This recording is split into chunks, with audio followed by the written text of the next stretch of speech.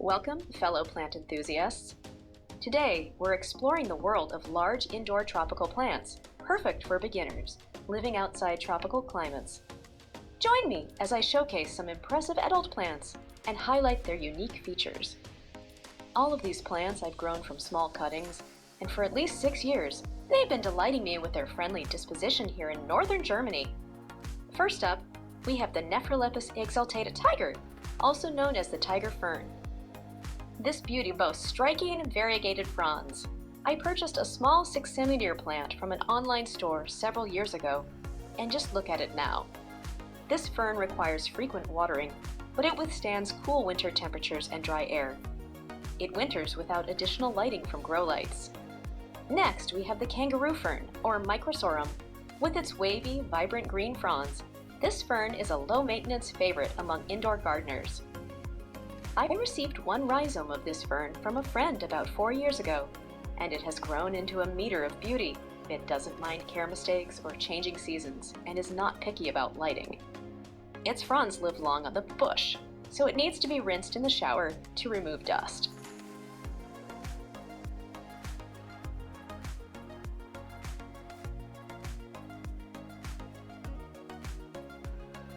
Moving on to the Cattleya Musaka network.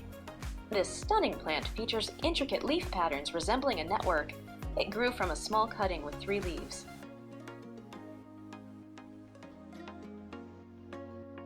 In the 3rd year, the Cattleya bloomed with white flowers on a short stem. It has already bloomed twice for me. Its root system is robust, requiring me to cut the pot when repotting to remove the plant. This plant prefers wide pots as it grows wide. Yellowed leaf tips can be confidently trimmed along the edge, as this doesn't harm the leaf, and it remains green for about another year. Now, feast your eyes on the Cattleya Triostar.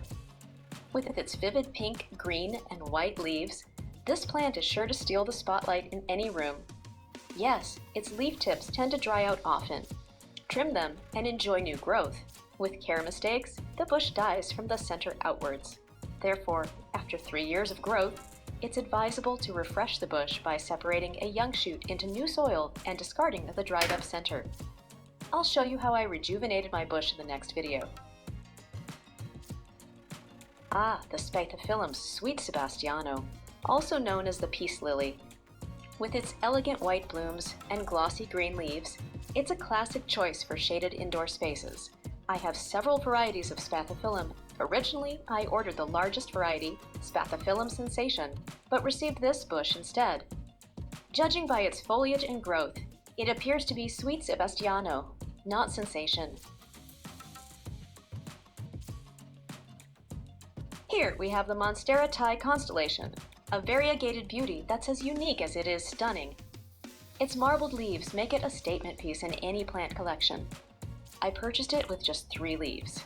In 6 months, it has grown 6 leaves, which means a leaf per month. Now it's time to repot it into a larger pot. I'm searching for a huge floor-standing vase to use as a planter. Many people are unsure of what to do with the aerial roots of Monstera plants and consider trimming them. However, I guide them into the pot, where they find additional nutrients and provide support for the vine stem. Once, I overlooked one root, and it firmly rooted itself beneath the baseboard. Let's not overlook the alocasia odora, also known as the giant upright elephant ear. I purchased a bulb the size of a potato.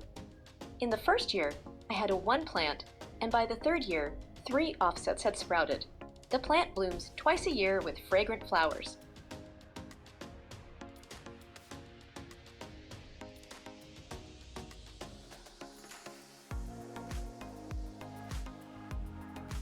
Now, let's delve into the Sidium Orchid, renowned for its graceful cascading blooms. This orchid species requires a bit more attention, but its exquisite flowers are well worth the effort. I recommend it to those who can move the orchid outdoors for the summer and bring it back inside in September. Without temperature fluctuations and autumn coolness, it may not flower. The plant is suitable for travelers, as it doesn't require daily watering like ferns, for example. Next up is the bokeria recurvata, also known as the ponytail palm or elephant's foot. With its distinctive shape and resilience, it adds a whimsical touch to any indoor garden. This plant has been a part of my collection for years, standing tall and proud as a testament to its endurance.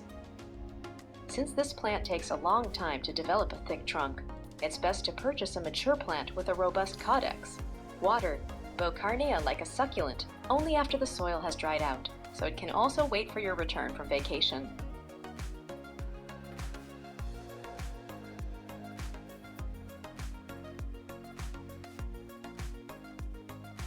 And finally, we come to the Dieffenbachia. I remember my grandmother having a massive Dieffenbachia in her living room, and I always dreamed of cultivating this beauty myself if I ever had a spacious enough room for it. With proper care, Dieffenbachia can thrive for many years, gradually growing larger and more magnificent with time. Some mature specimens can tower to several feet in height, becoming captivating focal points in indoor gardens or living spaces. I started with just one cutting, and it has flourished independently, developing into a cluster of 3 plants. It doesn't demand frequent repotting or a large container. Merely some support, as its tall and weighty stem tends to seek out light and may topple if not adequately supported, potentially causing damage to surrounding plants. And there you have it, folks. A diverse array of large indoor plants suitable for beginners and seasoned plant enthusiasts alike. Which one caught your eye? Let me know in the comments below. Don't forget to like, subscribe, and happy planting!